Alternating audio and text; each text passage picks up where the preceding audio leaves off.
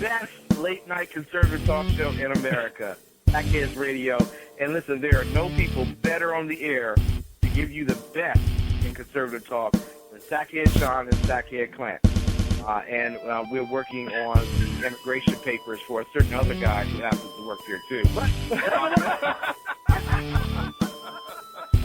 For those who are tuning in around the world to the best in late-night conservative talk, Sackheads Radio. Sackheads Radio. Sackheads Radio.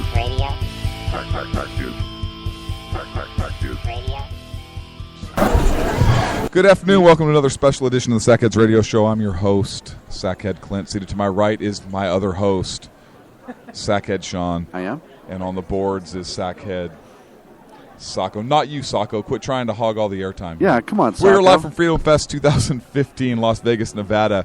We're here with a very special guest. Now, those of you that are familiar with our show know that we quote John McCain often.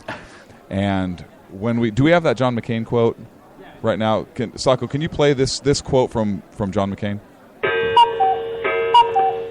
Now, that's usually how we quote John McCain here, but we have a very special guest, Mr. Alex Meluskey, who's here running against Senator McCain. And, sir, welcome.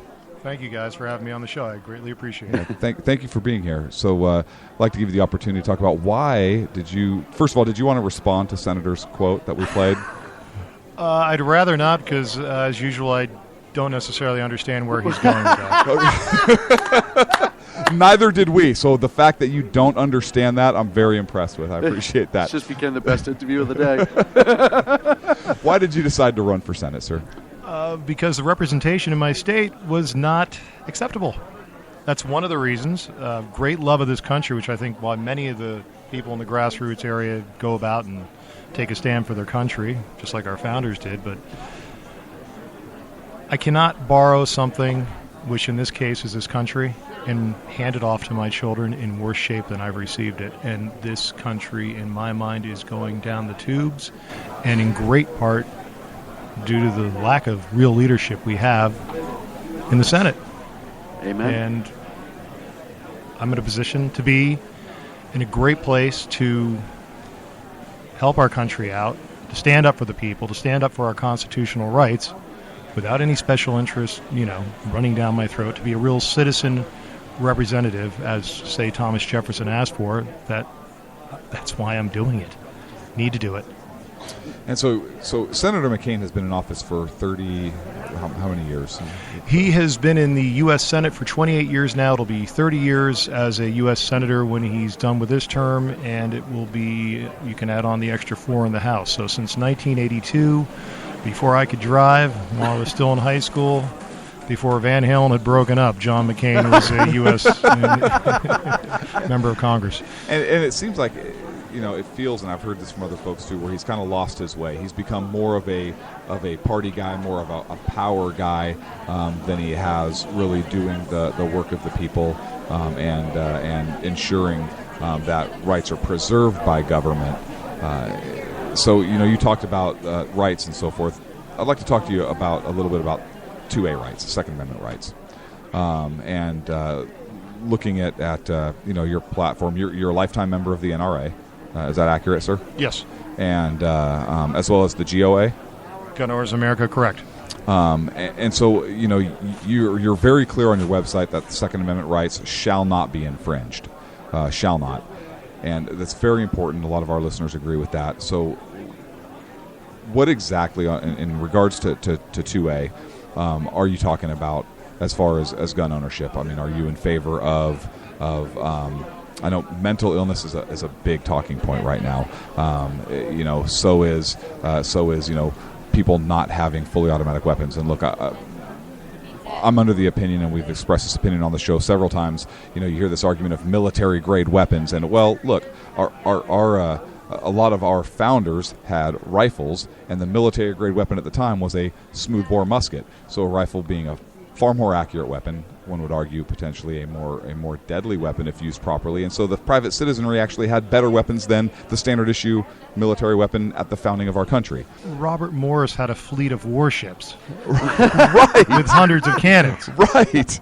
And this is why we want an aircraft carrier. Yeah, that's one of the things we're working at. It was probably one of the shortest platform pieces on our website. The most brief and to the point. Shall not infringe means shall not infringe. You don't touch anything with the Second Amendment. It was given to us as one of our rights as people here in the United States to be able to rise up against tyranny should it ever come. And I don't know about you, but I don't like to be the guy looking for any kind of conspiracy, but through history, when our gun rights are taken away, other rights follow very quickly behind it. So it's a way of keeping the government accountable, and law-abiding citizens are not the ones that I'm worried about. We could get into this. We don't need to. As far as the Second Amendment, don't touch it. Don't mess with it. The only thing that I would add to, if people say, would you do anything? Would you do anything in regards to the Second Amendment? Yeah, sure. I would love to educate the American people. We were just laughing about it, talking about it, but what about the old Schoolhouse Rock? Why don't we bring it back and teach people that, hey, guns are okay. Guns are safe. There's a reason why we have them. It's the people that can be dangerous. But the guns, we need to be able to have them if we want them. It's one of our liberties given to us. And when we get into gun control, the first thing I always point out is everyone likes to bring up all the mass attacks, et cetera, et cetera, et cetera. And the first one in this country was not performed by a weapon. And we see on a regular basis that, a firearm, if you will, and we see on a regular basis, China, was it last year, was it 33 people killed in an edged weapon attack? We've seen explosions, explosives used. So this theory, the demonization that the gun is the problem and not the person perpetrating the crime, which is this weird apologist kind of situation we've gotten into, narrates everything when it comes to gun control and the conversations that they have, versus let's deal with the people that are actually committing the crimes and find out why they're committing crimes and deal with that, versus, I say it all the time. How about just punish them? Right. I don't care why they're committing the crimes. They're committing the crimes. Punish them. It was along the same lines, but yeah. I've owned a gun for a long time, and it's never done anything by itself. Maybe it's broken. I think it might be broken, or it's lazy. I could own a lazy gun. I'm not sure. But it drives me crazy when you talk about anytime gun control. Oh, well, mass shooting, blah, blah, blah. But it's all the percentage of people who should not have possessed the gun that they used for the crime is amazing. That gets ignored all the time. Very, very rarely is somebody prosecuted that was a legal gun owner. And even the ones that are, the conviction rate is even lower. You have some, you may have a wingnut DA where somebody was defending themselves that want to run out and make a point out of that one person. And that makes the news, but then when that case is dismissed, you never hear about it again because they're like, no, it's self-defense. We have the God-given right to self-defense. Why would this even go forth? God-given right, and it's a natural right. If somebody's holding you down, are you not going to fight back? Are you not going to, wasn't it the Dalai Lama that said if somebody's going to try to shoot you or try to shoot you with a gun, then you had every right to pull a gun out and defend yourself? Right. The Dalai Lama, okay? Look, so I know John McCain has on his website under gun control, and he mentions he's pro Second Amendment, of course. Is that 10 paragraphs long? That. But he talks about in regards to the right to own guns being part of the rich heritage of hunting, ranching, and fishing. Hunting, yes, may have been a part of life, obviously, when this was written, but like you indicated, it was absolutely so that the people would not be a slave to their government, so that they had a means to rise up and resist a tyrannical government, which they have a duty to overthrow, according to the Declaration of Independence, if it becomes that oppressive. And I want to get your thoughts on this, sir. Clearly, there's a clear distinction right there between you and Senator McCain, even on something that should be as simple as 2A. But you have, I believe, 2A is a national security issue right now. We know that terrorists are operating within our shores. We know that terrorists oftentimes begin some of their terror activities with an active shooter attack. For example, the active shooter attack with the Mumbai attacks, which started as an active shooter event throughout the streets of Mumbai before their targets were taken and hardened. We've seen that type of attack thwarted here in the United States, in Texas, by a police officer who shot and killed a terrorist on his way to begin an active shooter type attack. So if an officer wasn't there, we would have unarmed citizens, although it's Texas, so maybe not too many, but in other parts of the nation, we would have unarmed citizens at the mercy of these terrorists. Whereas if we had that, if gun ownership was promoted, education was out there, it's part of our national security. We would have more gun owners out there who would be able to take action and stop this attack from somebody we are at war with. And I'd like to get your thoughts on that, if I could, sir. As you went on for about 5 minutes with an explanation there, and you need me to break that all down apart. Yeah, I can't. I apologize. But, No. There's a lot I want to give a lot of background there because look, we're not used to dealing. Quite frankly, we're not used to dealing with candidates that really have an in-depth knowledge of this topic. Okay, and so I think you do, so I'm excited about it. Well, first in regards to hunting, and not many of us hunt anymore for our food. We pay people to do it for us. Mm-hmm. You were referring to, I believe, in the Texas incident, were you referring to the people from the mosque in Phoenix that went down for the Muhammad painting? Or Yes. Yes, sir. Right out of our own backyard, right down the road from us in Arizona. There is a threat there, so I feel much more comfortable. I don't know about you, and I was just thinking about the other day. I was somewhere, and somebody had an open carry concealed permit, and we were in a restaurant, and I saw somebody running in to pick up their food, and I looked over at one of my advisors, and I said, I feel safer just knowing he's there. And you knew there was at least a handful more people with concealed weaponry. In Arizona, we can do it. We can walk around, no problem. I don't usually go too far into thinking about it just because I understand there are so many free will things. Just as we talk about religion, you can't. I've had a problem with some of the decisions that our country's been making in regards to religion, and people yelling at me for my religious freedoms, saying, well, why are you saying that you're a Christian? Well, because I am a Christian. But that doesn't mean I have a problem with you if you're an atheist. Right. Or if you're a Jew. I don't have those kind of issues. With our Second Amendment rights, it's just another, it's not even a learned position that's 2,000 years old, that's been embodied into our culture. It's a free will right of survival, of just natural survival. You breathe, and unless you're a masochist or suicidal, or just want to give up your life, there's no reason why we shouldn't be able to carry guns in any way, shape, or form. You talked about reciprocity. Stumbling on my words right now.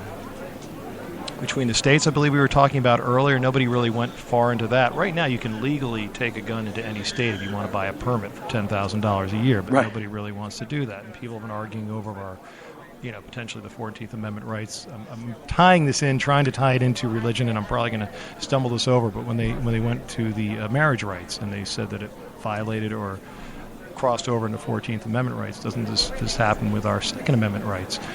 You have to step away from it, step away from politics, and just understand that there are no laws that should be written to infringe upon our Second Amendment rights. So I'm not really building this up completely, but I'm trying to probably lose a few people out there because I'm not tying this together beautifully, and would love you to edit this out if you can, so in case I'm confusing too many people. But when it comes to our rights as a free society, as a free people here in the United States, you cannot place upon any man or woman's right of natural survival instinct, especially when it was placed upon us in our written upon, ruled upon, voted upon, and made our Second Amendment in the original Bill of Rights. I know that I've stumbled and lost and probably gone too far in my thinking process and want to put it in a flow chart. As I talk about people, and this isn't even tax reform. Let's not even go there. I'm sorry. We're going there next. I lost you where I was going. No, you're good. Do you believe, and my question was long-winded in itself, so I apologize, but do you think that this is a national security issue? Absolutely. And is this something that, look, if as a national security issue, and I don't believe you to be a big government guy, but you're running for the United States Senate. So is it, if part of the federal government's purpose is to preserve the rights of the people, could it then be incumbent upon the federal government, including the United States Senate, to introduce legislation that would make a simple declaration that no state shall infringe upon anybody's Second Amendment rights and essentially overturn gun control laws throughout the 50 United States of America. If the Second Amendment really is a natural right that shall not be infringed, then why should the federal government allow the individual states to infringe upon that Second Amendment right? 10th Amendment would not apply because the Second Amendment applies to the individual. Would you support that type of legislation? I'd have to be very careful about the wording in that because I have always believed that the states have the rights over the gun control originally. But if it is infringing upon the right to bear arms, absolutely. The states and their reciprocal acceptance of somebody else and their how the people conceal or carry or what kind of those type of permits are allowed between the states. As much as I would like for us to be able to go across any state line and not have any issue, I understand those are the states' rights first. So it's just a matter of being very careful on that. I came from New Jersey to Arizona, so I moved there about 5 years ago. And in Jersey, I didn't even bother going out to purchase a gun just because it was so much of a burden to prove that you should be able to have one. The gun shops were so far and few between as far as finding them. You don't have them. I came out to Arizona and say, great, I get to easily own a gun easily without any kind of infringement upon from my state. So I've mentioned about education, and I think that's one of the best ways in so many ways to go forward. But as far as the federal government just enforcing the right for the people to bear arms is all I would say. But Okay. as far as them making the states create their rules and their laws, no.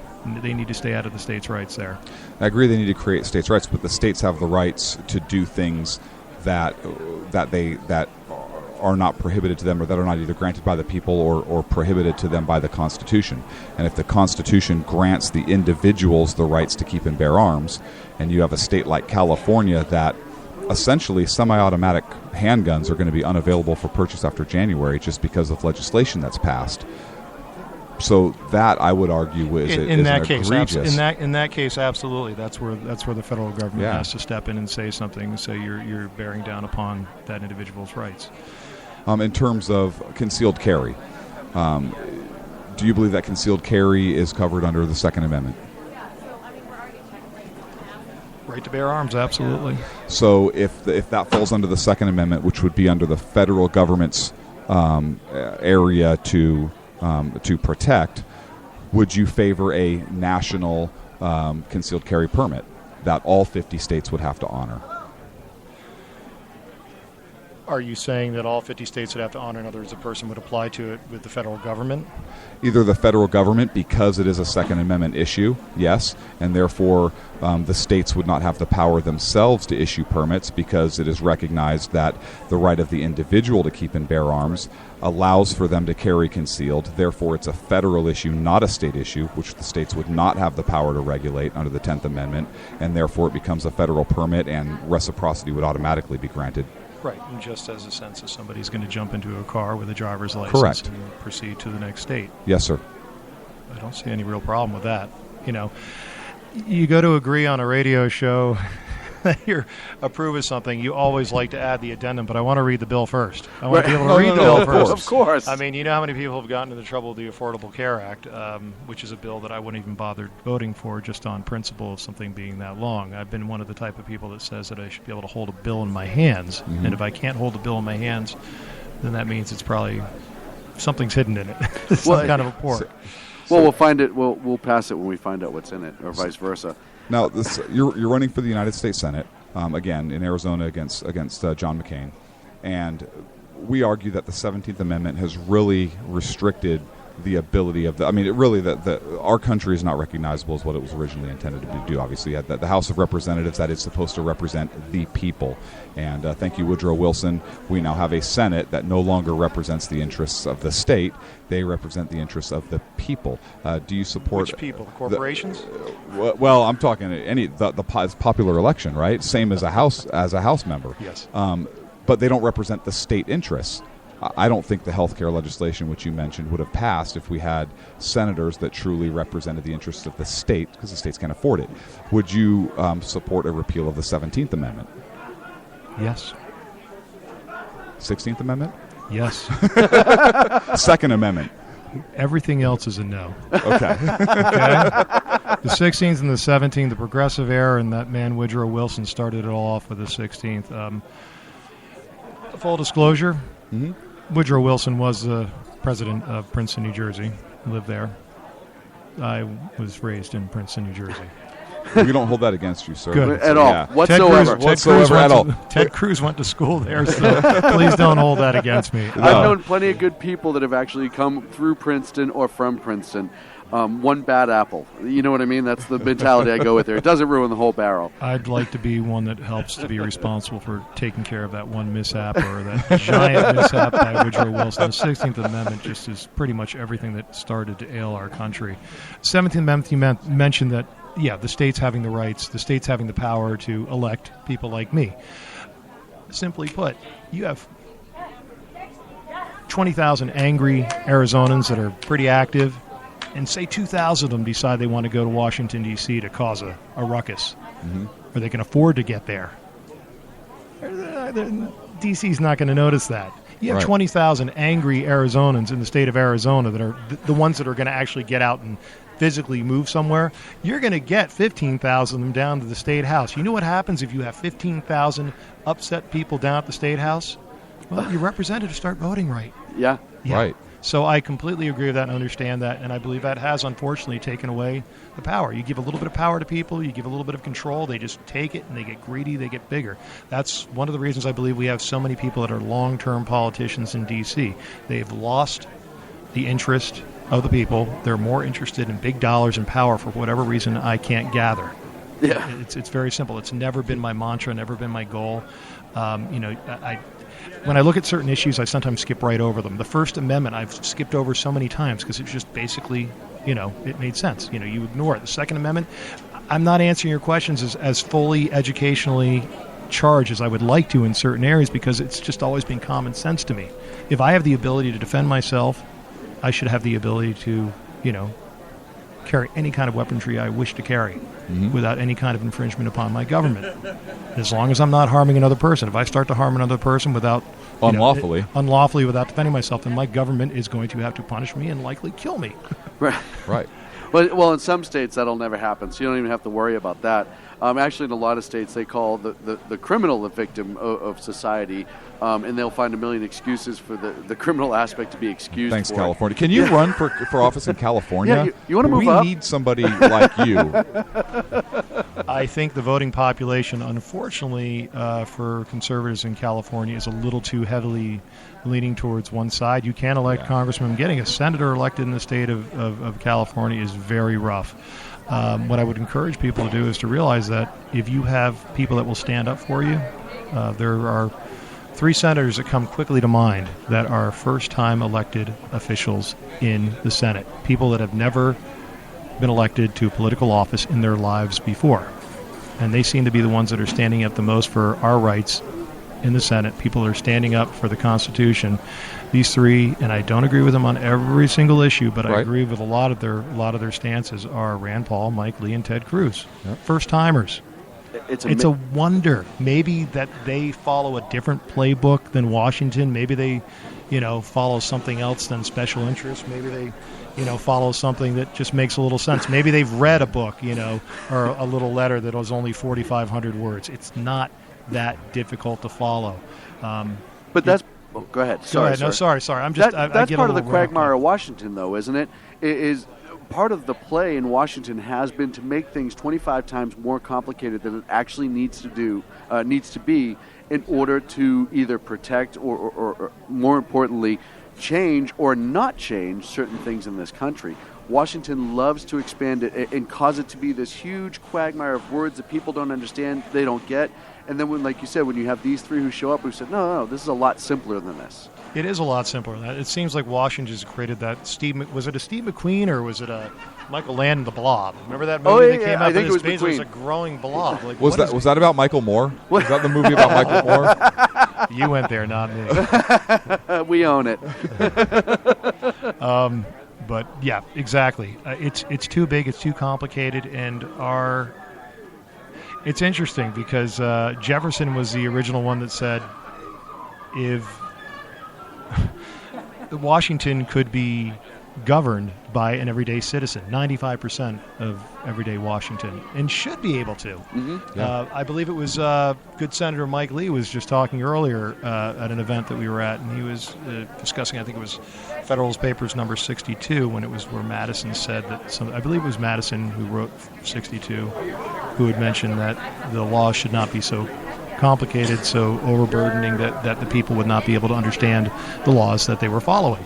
Right. Well, as we mentioned, the original Bill of Rights, the Constitution, was pretty easy to follow. It just kept getting more wordy and more wordy, and then affordable health care, the tax code. The tax code's almost 80,000 words.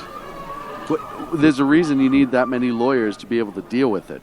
Because it takes that many to read it. That's the problem. Absolutely. And they all have different interpretations of it. Well, and it changes so much.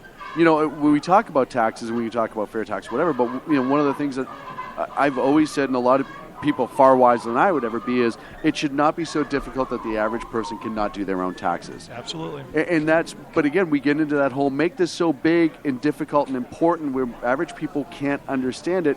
And once you get them into that mindset of, hey, you know what, I don't understand anything that comes out of that city, so it doesn't really matter, they turn it off. They're just stop being involved. To the fact that it is as it is and they have nothing to do with it, they can't do anything about it. Well, I challenge that. You need to elect people that realize when it's just a bunch of BS, when it's so full that nobody can understand it. No. I mean, logic, that's my biggest strength by far. I'm very good with numbers, but I'm one of the more logical people that I've ever met. So it annoys me when I can't explain something that I need to break it apart, and if it doesn't get to that point. You're the one who said it. I didn't say it, I believe, here. You said the word fair tax? Well, I didn't say it. Oh, I thought you said something. Oh, did I? Yeah, okay, so I said fair tax. Sorry. You're protecting me. You just want to make sure the politician's not making things up. I no, appreciate it. I would not. It's one of these shows where it's a gotcha, huh? Okay. You know what? I'm not smart enough for gotcha. I just forgot what I said a minute and a half ago. Well, you know what? That's what happens. Just like I was having trouble following. He said fair tax. The fair tax is a consumption-based tax, and I've mentioned it many times before. Benjamin Franklin said to James Madison, when they were trying to consider if there ever would be a taxation system on the people, if we are ever to tax the people, it should not be on the fruits of their labor. It should be of their own free will. Income tax is on their labor. Consumption is if you decide it's a good idea to buy something. So if you give money, that's your choice to give to the government. That way you could live off the grid. So fair tax, I am a consumption-backed supporter, a fair tax supporter, and it's kind of helpful when I kind of share the fact that I'm the state director for the fair tax in Arizona, that we can talk for that for about, 100 hours. Well, and the funniest part is, though, is you just summed it up, right? We don't need 100 hours. You just made an argument, and I like the fair tax and consumption tax idea.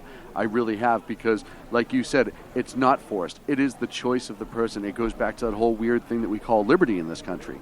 You want to buy a $4.5 billion mansion, go for it. Versus you make $4.5 billion because you're successful and created this widget. Well, that should be all yours. It should be all yours, and then you create what you want to do with it. The whole bottom line is the money does move through the system. You're going to find somebody who's frugal and doesn't spend it, but they don't live forever, and it gets passed on. Most family riches, most of the billionaires in the world are first or second generation billionaires. They're not 10th generation. The money fizzles out. It goes out. They're new entrepreneurs, especially in this great country where I think we have 90% of the billionaires in the world. I mean, this is the great country. Keep it capitalistic. I mean, the income tax it needs to be gone. I mean, we talked about the 16th. You talked about bills. We talked about affordable health care, of how many thousands of pages that is. The fair tax bill, S-155, I believe it's 134 pages. So that's something I could hold in my hand. It's basic. It's easy. It's a simple read. I mean, bullet points, that's how it should be given to the people. They should be able to see it, boom, boom, boom. I wholeheartedly agree. I think it's amazing. It is. And I wanted to go back to one more thing before we let you go. You've been very gracious with your time, and I appreciate that. You talked about, earlier, we talked about how long Senator McCain has been in office. And you talked about how, hey, you have the 3 newly elected senators that great ideas, doing a lot of positive things. Would you support term limits? I wish more members of the House and Senate would set their own term limits. Me personally, 2. You will not. I'm 47 years old right now. You will not have me coming back here on the air in 10 years after I've won, saying, or 12 years, I guess, at that point. I'm not going to campaign that early. So it won't be 2025 with, "Hi, I'm Alex Meluskey, and I'm running for U.S. Senate." No, the plan is to win. I don't lose. That's not my goal. It has never been my goal to ever get into anything and do anything in my life half-baked. Is that a better way to say it? No, Yes. I think it's a great way to say it. So in 25 years, will you come back with us so we can make fun of Washington again? In 25 years, absolutely no. I'll be back in 10 years and I'll say, "Hello, my name is Alex Meluskey, and I'm finishing up my term in the U.S. Senate. And I'd like to talk to you about this young gentleman or this young lady who's running for U.S. Senate or Congress or whatever, and help support getting good people that stand up for the Constitution, for the people, we the people." And that's definitely something that we need more and more throughout this country. And I appreciate your time today. I appreciate your effort. I wish you the best of luck. Everyone, make sure you check out Meluskey.com. All your platforms there, everything about you, your history, where to find you, where to contact, where to donate. We greatly appreciate it live. Did John McCain want to respond at all? Did John want to say anything whatsoever to any of this? Okay. Okay. All right. Hey, you know, those are his words, not ours. Live from the Freedom Fest floor here in Planet Hollywood, Las Vegas, Nevada. This is the SHR Media Network. The best late-night conservative talk show in America, Sackheads Radio. And listen, there are no people better on the air to give you the best in conservative talk than Sackhead Sean and Sackhead Clint. And we're working on the immigration papers for a certain other guy who happens to work here too. For those who are tuning in around the world to the best in late-night conservative talk, Sackheads Radio. Sack News. Sack News. Radio. Sack News. Sack News. Radio.